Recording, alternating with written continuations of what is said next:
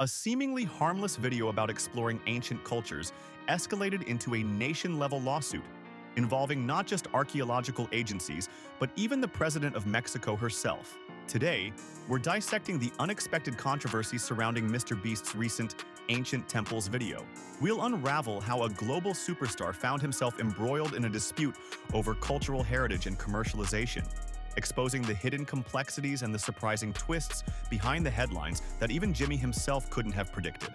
If you were a content creator given a rare, exclusive opportunity to film in a historically sacred site, what single ethical guideline would you prioritize above all others?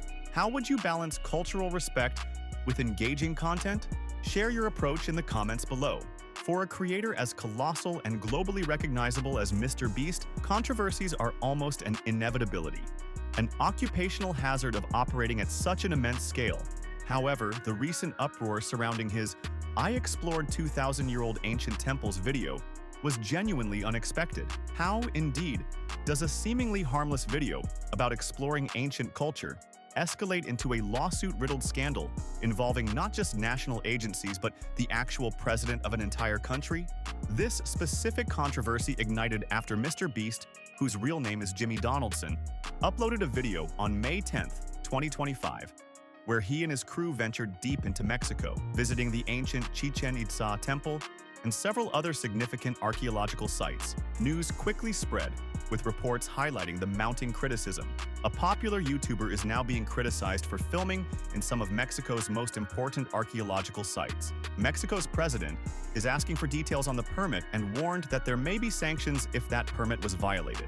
The video itself aimed to transcend mere flashy entertainment, with Jimmy's team making a conscious effort to provide educational insights about Mayan culture, stating their intent to explore dozens of ancient temples, all of which hide ancient Mayan secrets from the world deep underground. From navigating underground tombs to inspecting artifacts, the video presented a seemingly respectful and informative deep dive. In the Ancient Temples video, MrBeast and his crew showcased an astonishing level of access to culturally significant sites, areas often highly restricted and in many cases even off-limits to most archaeologists. Jimmy himself made sure to highlight this privileged access, stating in the video, "This is actually a pyramid built on top of a pyramid, so the deeper we go in, the older things are.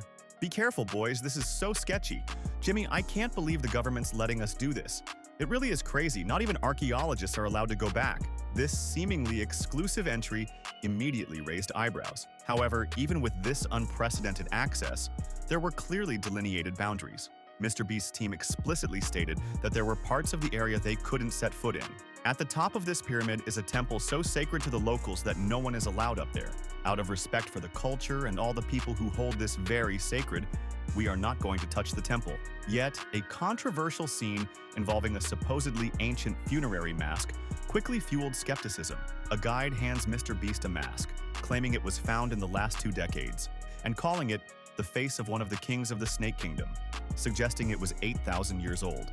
MrBeast's reaction: "Why is this not in a museum? Why is a YouTuber holding this? Get this away from me. Take it, don't tell anybody. Okay. I totally won't show 200 million people," while comedic, drew sharp criticism for its casual handling of what was presented as a priceless artifact, further complicated by the later revelation that the mask was a contemporary reproduction. As unassuming as the video and its seemingly educational content initially appeared, it was about to spiral into a much larger controversy that no one, not even Jimmy, could have fully foreseen. By May 15, 2025, Mexico's National Institute of Anthropology and History, INA, the very federal agency responsible for safeguarding Mexico's archaeological heritage, released a scathing official statement on Twitter. The tone was polite but firm, initially acknowledging the positive. Regarding the video released by YouTuber MrBeast, "We are pleased that YouTubers and all the young people around the world appreciate the value of our ancestral civilizations." However, the statement quickly shifted to outright condemnation. What the INA strongly condemns is that there are those who take advantage of the goodwill of institutions to commit abuses. Furthermore, the INA condemns those who, for commercial gain and private profit, dare to distort the value of archaeological sites, which are a legacy of our indigenous cultures and the pride of our nation. This was a direct shot at the commercial aspects of the video, INA then outlined their major concerns and the steps they would be taking. The permit issued to Full Circle Media, representing MrBeast, did not authorize the publication of false information or the use of images from archaeological sites to advertise trademarks for private profit. The nation's heritage, which is public by nature, cannot be exploited by commercial enterprises. For this reason, the INAH has filed an administrative lawsuit against the production company demanding compensation for damages and a public retraction for failure to comply with the terms of the permits issued in good faith by the institution. At first glance, this statement appeared incredibly damning for Jimmy, raising serious questions about how his team could have so clearly violated the terms of agreement with such a crucial national entity.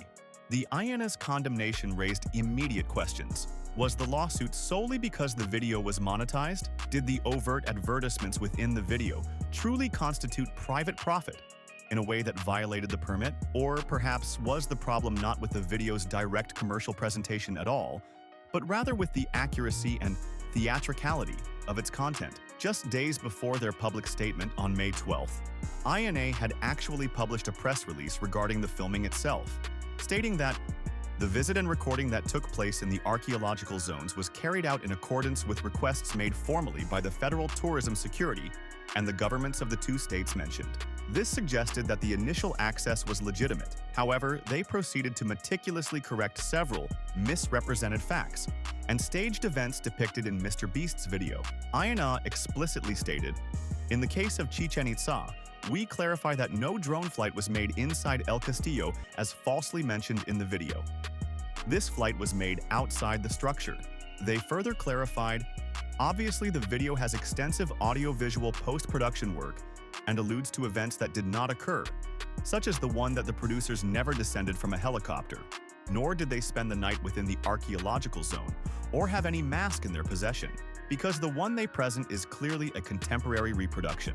All of them are false assertions that obey the theatricality of the YouTuber in question." Even the governor of Campeche, Laida Sansores, issued a statement affirming Jimmy's team's adherence to regulations, saying, "MrBeast's team acted at all times with utmost responsibility and respect towards our ancestral heritage.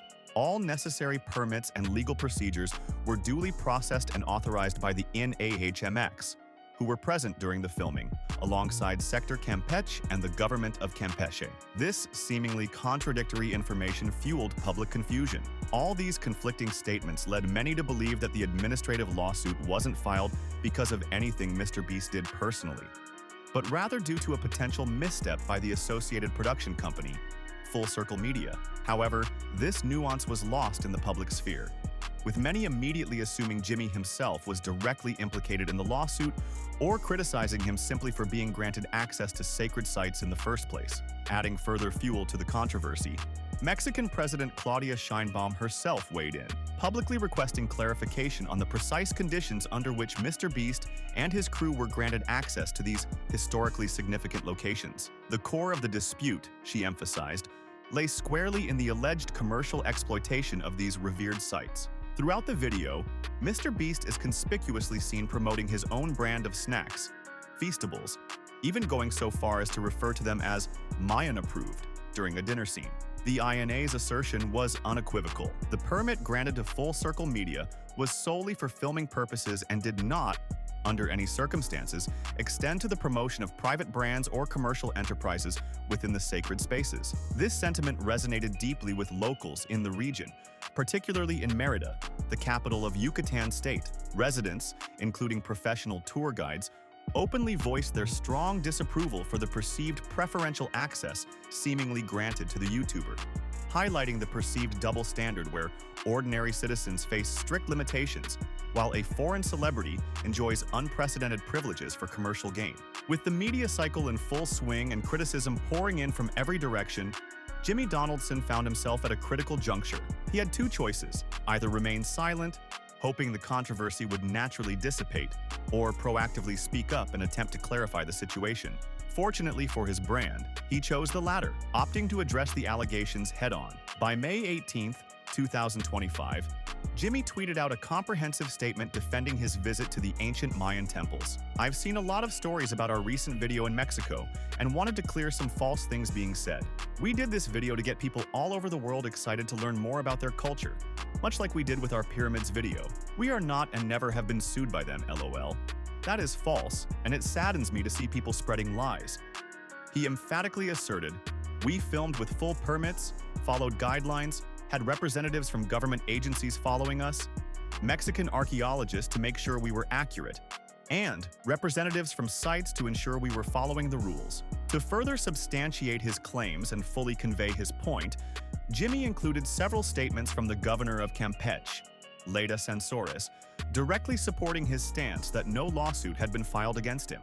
Her statement read, "This material, by the way, was produced with respect and professionalism. I'm surprised that, on the other hand, the Ministry of Culture wants to sanction the production for its adaptations for an international youth and children's audience, which are typical characteristics of visual literature. These adaptations do not violate current law." This counter-narrative directly challenged the prevailing public perception.